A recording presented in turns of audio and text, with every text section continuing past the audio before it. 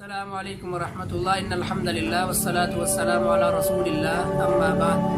معزز سامعین کرام، اللہ رب العزت کا ہم پہ بڑا فضل اور اس کا کرم اور اس کی بہت ساری وسیع رحمتیں ہیں، اور یقیناً اگر اس کی رحمتیں نہ ہوں تو ہم اس دنیا کے اندر چل پھر نہیں سکتے، ہم اس کی رحمت کے بغیر ایک سانس بھی نہیں لے سکتے۔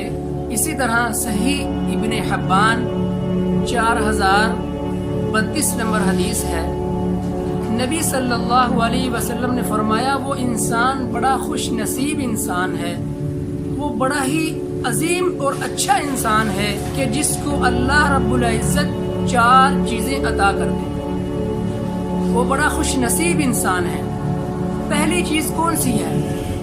نیک بیوی، یعنی اگر کسی انسان کو اللہ رب العزت ایک اچھی خوبصورت دین والی اور نیک بیوی عطا کر دے تو اس کے لیے وہ بڑی خوشی کی بات ہے، وہ اس کے لیے بڑی عظیم اور اچھی بات ہے۔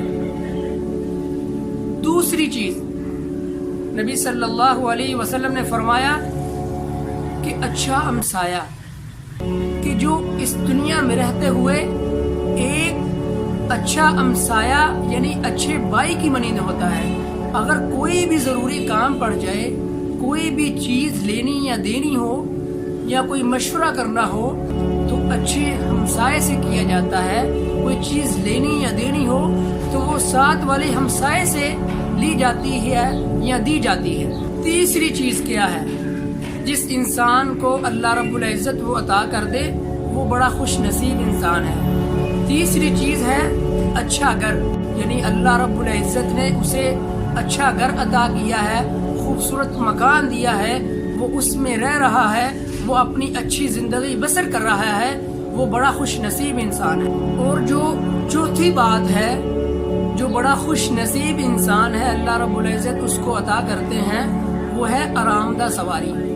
اللہ رب العزت نے کسی کو سائیکل دیا، کسی کو بائک دی، کسی کو کار دی، لیکن جو اچھی سواری ہے جو آج کل کے حوالے سے ہے، اللہ رب العزت جس کو اچھی سواری عطا کر دیں، گاڑی عطا کر دیں، وہ بڑا خوش نصیب انسان ہے۔ اللہ رب العزت کی یہ عطا کردہ چیزیں بہت ہی اہم ہیں، بڑی ہی عظمت والی ہیں۔ اللہ جس انسان پہ خوش ہوتا ہے اس کو یہ 4 چیزیں عطا کر دیتا ہے۔